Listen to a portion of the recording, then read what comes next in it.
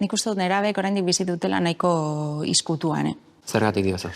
Ikusten ditudalako, hori lotxa pasatzen dutela, igual, mantxa bat aurkitzen dutenean praketan, hitz egiten dute, euren artean, hori ere egia da. Oraindik ere, gaian inguruan tabu bat dagoela esango zenuke? Apur bat bai.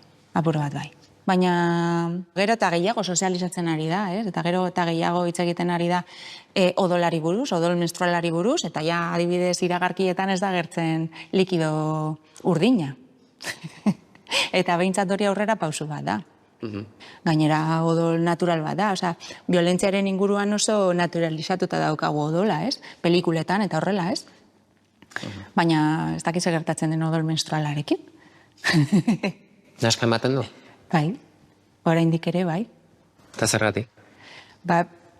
Ez dakit, zergaitea ez dakit, niretzako oso naturala da, eta niri berdin zait eskuak pringatzea odol menstrualarekin, baina badaude oraindik ere neska gazte asko eta emakume asko, naska ematen diela odol menstruala ikutzea edo usaintzea, batzuetan nik tailerretan eta horrela, askotan egiten dut gonbidapena, baina inoiz usandu duzu edo ikutu.